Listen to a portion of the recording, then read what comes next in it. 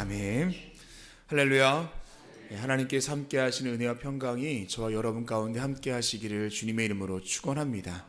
영상을 통해 예배하시는 그 자리에도 같은 주님의 은혜가 있게 될 줄 믿습니다. 오늘 말씀의 제목은 말씀을 삶의 결단으로 붙들라입니다. 말씀을 삶의 결단으로 붙들라. 출애굽기 23장이 언약 백성이 어떻게 살 것인가를 보여준 장이라면 오늘 24장은 그 삶을 살겠습니다라는 백성의 결단과 하나님의 응답이 만나는 결정적인 장면이라 할 수 있습니다. 오늘 말씀을 정리해 보면 1절부터 3절까지는 언약과 결단입니다. 모세는 20장부터 23장까지 하신 하나님의 모든 말씀을 백성들에게 전합니다. 이때 백성들은 한 목소리로 우리가 준행하리이다 라고 응답합니다. 4절과 5절은 언약 기록과 제사입니다. 모세는 하나님의 말씀을 글로 기록합니다. 또한 제단과 12기둥을 세우고 제사를 드리는데요, 제단은 하나님을, 또 12기둥은 이스라엘 전체를 상징합니다. 이는 하나님과 하신 그 언약이 개인이 아니라 공동체 전체와 맺어진 언약임을 드러냅니다. 6절부터 8절까지는 피로 확증된 언약입니다. 모세는 언약서를 다시 읽고 백성은 다시 한번 순종을 서약하는데요, 이때 피가 뿌려집니다. 이는 언약이 값싼 약속이 아니라 생명을 건 약속임을 뜻합니다. 9절부터 11절까지는 지도자들의 하나님 경험입니다. 당시에 신을 대면하는 것은 곧 죽음을 의미했습니다. 그런데 10절에서 지도자들이 하나님을 보았는데 죽지 않았고 오히려 하나님을 뵙고 먹고 마셨다라고 전합니다. 마지막 12절부터 18절까지는 신의 산에 오른 모세입니다. 하나님께서 모세를 산 위로 따로 부르셨습니다. 그리고 40일, 40밤을 산에 머물며 하나님으로부터 율법의 돌판을 받습니다. 하나님은 앞서서 충분히 말씀하셨습니다. 출애굽기 20장에서 율법을 주셨고 21장부터 23장까지는 언약 백성의 삶의 지침을 구체적으로 말씀하셨습니다. 그리고 오늘 보면 24절에서 하나님은 더 많은 말씀을 주신다기보다 백성들의 응답을 기다리시는데요, 그래서 출애굽기 24장은 무엇을 더 들을 것인가가 아니라 들은 말씀 앞에 어떻게 살 것인가, 이 결단을 하는 말씀입니다. 저와 여러분의 삶에도 하나님께 주시는 말씀들이 있으실 텐데 그 말씀 앞에 우리는 어떻게 결단하고 또 어떻게 지키며 살 것인가를 함께 고민하며 기도하는 오늘 이 시간 되어야 할 줄로 믿습니다. 첫 번째는 아는 신앙에서 사는 신앙으로입니다. 아는 신앙에서 사는 신앙으로. 3절 말씀 보면 모세가 20장부터 23장까지 하나님께서 하신 모든 말씀과 그의 모든 율례를 백성들에게 전했습니다.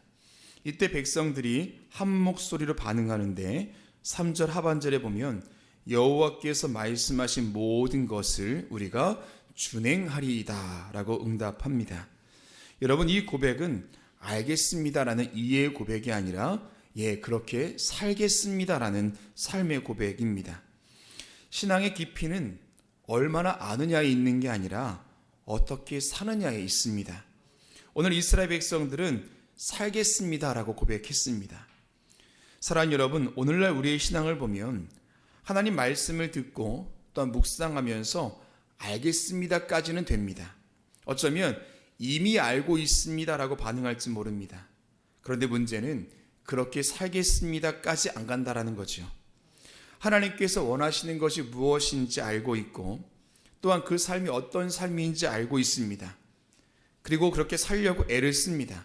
자, 그런데 정작 우리가 마주하는 삶의 현실이 어떻습니까? 마주하는 상황이, 우리의 감정의 기복이, 삶의 분주함들이 우리의 결단을 방해할 때가 있다라는 겁니다. 그렇다 보니까 쉽게 살겠습니다라는 고백이 되지 않는 것입니다. 오늘 이스라엘 백성들은 준행하리이다라고 고백했지만 그들의 현실도 만만치 않습니다. 이미 앞서서 홍해를 마주했을 때 그들은 두려웠습니다. 아말렉을 마주했을 때 우리가 얼마나 연약한 존재인가를 실감했습니다. 물론 하나님의 도우심으로 홍해도 건넜고 아말렉과의 전쟁에서 이겼어도 사람 마음이 그렇지 않습니다. 지금 그들이 마주하고 있는 현실은 가나안이 아닙니다. 광야 한복판에 있습니다. 그럼에도 불구하고 그들은 우리가 준행하겠습니다라고 고백을 하지요. 이는 완벽히 그렇게 할 수 있습니다라는 그런 다짐이 아니었을지 모릅니다. 그러나 하나님 말씀을 기준으로 삼고 그렇게 살아보겠습니다라는 그들의 의지가 담겨있는 고백인 줄로 믿습니다. 누가복음 10장에서 율법 교사가 예수님께 영생에 대해서 묻습니다. 예수님 당시 율법 교사는 단순히 성경을 잘 아는 사람만이 아닙니다. 이스라엘 사회의 신앙과 윤리와 일상 전반을 해석하고 규정하던 핵심 종교 지도자입니다. 그런 그가 예수님께 영생에 대해 물을 때에는 나는 이미 알고 있습니다라는 그런 것을 전제로 할 겁니다. 이때 예수님께서 자비를 베푼 사마리아 사람, 즉 선한 사마리아인의 비유에 대해서 이야기합니다. 결론이 무엇입니까? 너도 그와 같이 하라 였습니다. 내 목숨을 다하고 마음을 다하고 목숨을 다하며 힘을 다하고 뜻을 다하여 주 너희 하나님을 사랑하고 또한 내 이웃을 내 자신같이 사랑하라. 줄줄 외우고 있는 그 쉐마의 말씀이 아니라 하나님 사랑과 이웃 사랑을 실천해야 한다라고 그에게 이야기하는 겁니다. 율법 교사는 알긴 알았지만 그렇게 살지 못하였기에 아무 말도 하지 못하였습니다. 사랑하는 여러분, 우리의 신앙이 아는 것에 머물러 있는 것이 아니라 사는 것으로 확장되시기를 주님의 이름으로 축원합니다. 말씀대로 살아갈 때 비로소 하나님 말씀을 붙드는 삶 사는 줄로 믿습니다. 두 번째는 기억하는 신앙에서 약속하는 신앙으로, 기억하는 신앙에서 약속하는 신앙으로. 4절 말씀 보면 모세가 여호와의 모든 말씀을 기록하고 라고 되어 있습니다. 모세는 모든 말씀을 그냥 사람들에게 알려준 것뿐만 아니라 기록했다라고 전합니다. 모세가 왜 말씀을 기록했을까요? 사실 하나님께서 이스라엘 백성들에게 하신 말씀은 다 듣기 좋은 말씀이 아니었습니다. 지키기 쉬운 말씀도 아닙니다. 그동안 살아왔던 삶의 방향을 완전히 바꿔야 했고 또한 순종해야 하는, 그래서 불편하고 지키기 어려운 말씀까지 모세가 다 기록한 것입니다. 한 번 들었고 전했고 그게 끝이 아니라 기록했습니다. 여러분, 기억은 그때일지 모르지만 기록은 지속성을 가집니다. 그리고 기록은 그에 따른 책임성이 따릅니다.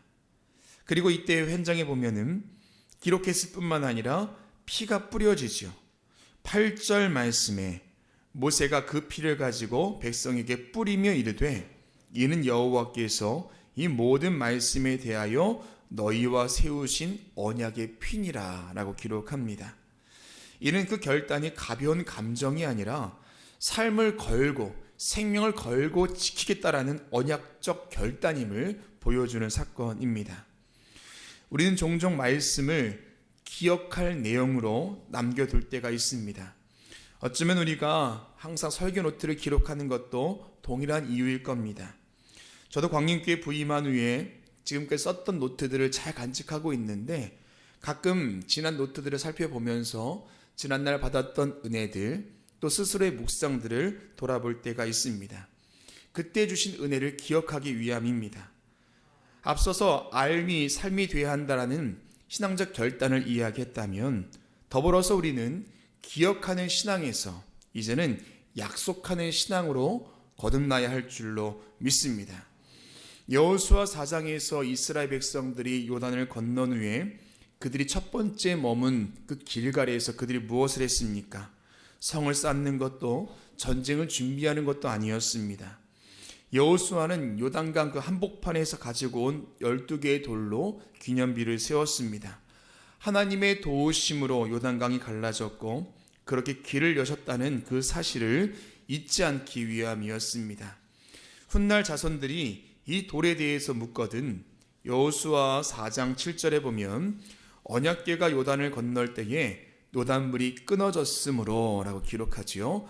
하나님의 역사로 여기까지 올 수 있었음에 대해서 너희들은 기억해야 하고 자손들에게 이야기해야 한다라고 이야기하고 있습니다. 그런데 그 길갈은요, 단순히 과거를 기억하는, 회상하는 장소만이 아니었습니다. 기념비를 쌓고 그 뒤에 이스라엘 백성들은 광야에서 한 번도 해본 적이 없던 할례를 행하고 유월절을 지켰습니다.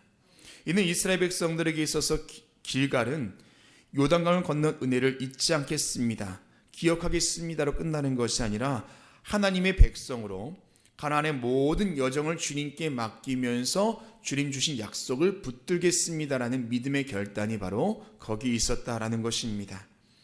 기억은 하나님의 은혜에 대한 감사로 끝나지만 약속은 앞으로 살아갈 날에 대한 신뢰로 이어지는 줄로 믿습니다. 저와 여러분 가운데 기억하고 있는 주님의 말씀과 하나님의 은혜들, 기억에 머물러 있는 것이 아니라 앞으로 살아갈 날에 대한 신앙적 결단과 약속에 대한 확신으로 다시 한번 세워져 가기를 주님의 이름으로 축원합니다. 그 약속 위에 주님의 은혜가 있고 복이 함께 하실 줄 믿습니다. 마지막 세 번째는 의무의 신앙에서 동행의 신앙으로입니다. 의무의 신앙에서 동행의 신앙으로. 이스라엘 백성은 말씀을 듣고 그 말씀을 삶의 약속으로 붙들겠습니다라고 결단했습니다. 자, 그때 하나님께서 그 백성을 하나님의 임재의 자리로 초청하시는데 9절과 10절 말씀 보면 모세와 아론과 나답과 아비후와 이스라엘 장로 70인이 올라가서 이스라엘의 하나님을 보았다라고 전합니다. 앞서 말씀드린 것처럼 당시에 신의 얼굴을 본다는 것은 심판입니다. 죽음입니다. 사사기 13장 22절에 우리가 하나님을 보았으니 반드시 죽으리로다 라고 기록합니다. 이사야 또한 6장 5절 말씀 보면 화로다 나여 망하게 되었도다 만군의 여호와를 배웠음이로다 라고 기록을 하지요. 자, 그런데 오늘 말씀 11절에 보면 하나님이 이스라엘 자손들의 존귀한 자들에게 손을 대지 아니하였다라고 이야기합니다. 이는 하나님께서 이스라엘 백성들에 대하여 율법 말씀을 무조건 지켜야 하고 그러지 못했을 경우에 심판받아야 하는 백성이 아니라 율법의 유무가 중요한 의무적인 신앙의 백성이 아니라 하나님과 함께 교제하며 신앙의 여정을 걸어가는 오늘 말씀 그대로 존귀한 백성, 하나님과 동행하는 백성으로 여기셨음을 오늘 말씀을 통해 보여주고 있습니다. 그리고 하나님께서 모세를 산 위로 부르시는데 15절 말씀에 구름이 산을 가렸습니다. 16절 말씀에 여호와의 영광이 신의 산 위에 머물렀고 17절 말씀에 그 안에서 하나님께서 모세에게 말씀하셨습니다. 그리고 40일간 모세가 하나님과 그곳에서 동행합니다. 여러분, 의무의 신앙은 하나님을 믿기 때문에 해야 하는 것들에 머무는 신앙입니다. 예배를 드려야 하니까, 말씀을 읽어야 하니까, 봉사를 맡았으니까 감당합니다. 이 물론 틀린 신앙은 아닙니다. 그러나 의무의 신앙에는 한계가 있습니다. 기쁨보다 부담이 커지고 관계보다 일이 앞섭니다. 하나님보다 일이 신앙이 중심되기 쉽다라는 겁니다. 자, 그러나 동행하는 신앙은 무엇을 하느냐보다 누구와 함께 하느냐가 중요한 신앙입니다. 예배는 의무가 아니라 주님과의 만남이 되고 말씀은 규칙이 아니라 하나님과의 대화가 됩니다. 또한 순종은 부담이 아니라 신뢰에 대한 표현이 되고 하나님은 저 멀리 계신 분이 아니라 삶의 동반자로 고백하는 신앙을 갖는 줄로 믿습니다. 오늘 본문에 보면은요, 서두에서는 말씀을 듣고 이제는 지키겠습니다라는 그 약속에서는 어쩌면 의무적인 신앙 안에 머물러 있던 그들의 모습을 볼 수 있습니다. 자, 그런데 9절 이하에 보면 그때 하나님께서 말씀을 지키는 백성이 아니라 나와 동행하는 백성으로 그들을 요청하시면서 이스라엘 백성들도 의무가 아니라 동행하는 신앙의 여정을 걸어가는 것을 볼 수 있습니다. 사랑하는 여러분, 오늘 본문은요, 성숙한 신앙의 여정을 우리에게 알려주고 있습니다. 하나님 말씀을 들은 백성은 아는 신앙에서 사는 신앙으로 부르셨고, 은혜를 기억하는 데 멈추지 않게 하시고 말씀 앞에 약속하는 성도로 살 것을 요청하고 있습니다. 마침내 의무를 넘어서 하나님과 동행하는 삶의 여정이 하나님께서 원하시는 삶이라는 것, 신앙의 모습이라는 것을 우리에게 알려줍니다. 신앙은 지식으로 시작될지 모르지만 결국 삶으로 완성됩니다. 감동으로 머물지 않고 결단으로 이어집니다. 해야 하는 의무를 넘어서서 주님과 함께하는 그 동행을 통하여서 그 신앙의 깊이는 더욱더 깊어지는 줄로 믿습니다. 오늘 그 믿음 가지고 오늘을 살아가는 저와 여러분 되시기를 주님의 이름으로 축원합니다. 기도하겠습니다.